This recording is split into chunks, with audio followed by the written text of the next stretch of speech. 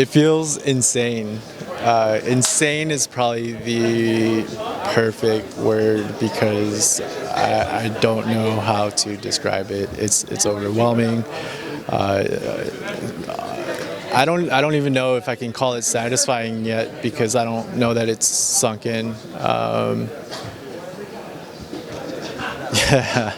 Yeah, it feels unreal, unreal.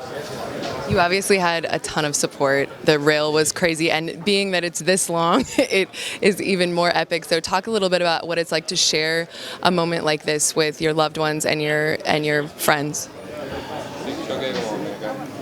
I mean, I couldn't be more grateful for everyone that's here. Um, it is really special that my family's here, that my parents are here. I wish my sister and their family could have been here. And I'm super grateful of my rail, of the support. I mean, I had some amazing people on the rail. Somehow, I'm fortunate enough to have, a bunch of friends that are better at poker than me, that are, willing to, when it got close, they were willing to sacrifice their time and come help me out. So, I mean, that was probably one of the, I mean, playing in the main was really cool, but it was really, really cool, talking to some of these guys, having like group meetings and just like, sitting in a room with like some legends of poker and getting advice. It's awesome. The final hand was so intriguing. After you made the call, you pulled your hoodie over your head, you were pacing around knowing that you had just won the tournament. In those moments when you were all by yourself, what was going through your mind knowing that the river was insignificant? What was going through my mind? Am I allowed to swear? Absolutely. Just holy fuck, what just happened? How did this happen? Where am I? And can you go back a little bit earlier in the hand and talk about, what it took to get there? I felt really bad. It was actually really weird because he said he might have seen one of my cards.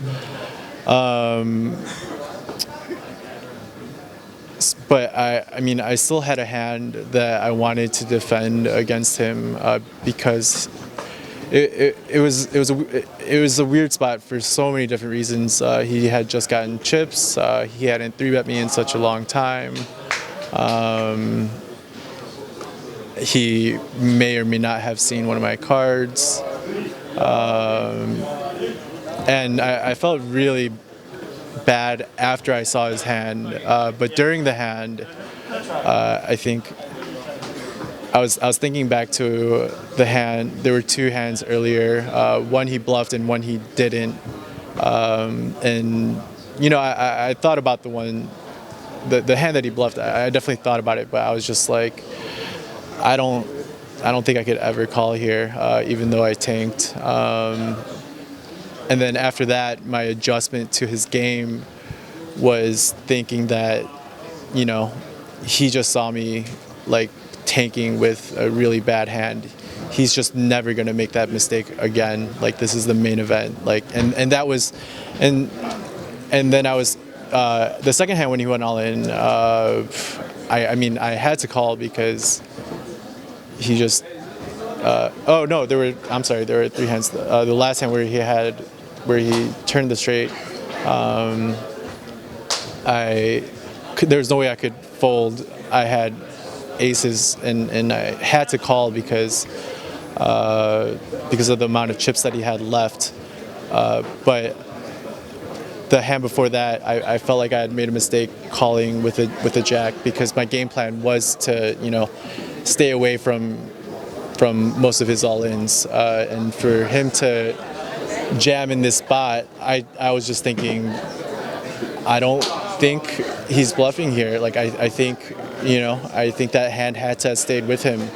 So like, what can I really beat? I could be, two flush draws that he 3-bets, and that's about it. And I actually think a lot of time, or sometimes, I mean, I flop trips, so in a cash game, I think it's an absolute no-brainer. I don't know.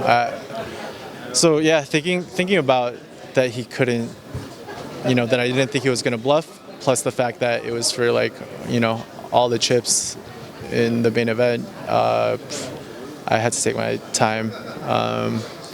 I made a lot of mistakes during the tournament in significant spots because I didn't take my time. So, and this is it's the most important spot. Can I let him? I have one more. Yeah. The camaraderie of this final table really stood out to me. And in previous years, we've had November 9s where players had 3 months to get to know each other and play other tournaments with each other and have dinners with each other. You guys barely had a time to know each other's names, and yet it was still so jovial and casual, and you guys seemed to all be so friendly. Talk about the atmosphere at the table and how that progressed and what it was like to talk to people and play with people that you guys seemingly were getting along with so well.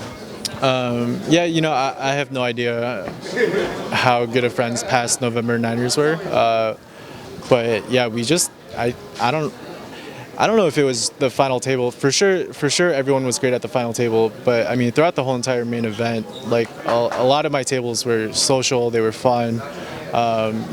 People even as they bust would say, "Guys, I had the time of my life." So I don't know if it was like that. Obviously there's thousands of tables that I didn't play on, but I don't know. From a social standpoint, I don't know if I just got lucky being just with good people all the time. Like I made good friends that I expect to talk to in the future that weren't at the final table.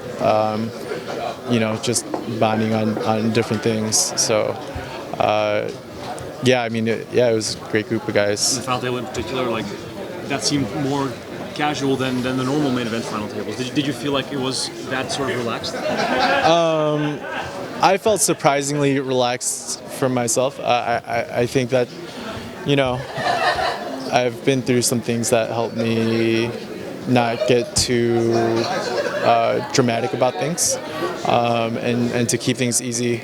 And so for me, as long as I play my best, I didn't really care what place I went out in, and I just want to make sure, whatever I do in my life, I want to be having fun. And I felt like a lot of the guys on the table had the same mentality, we're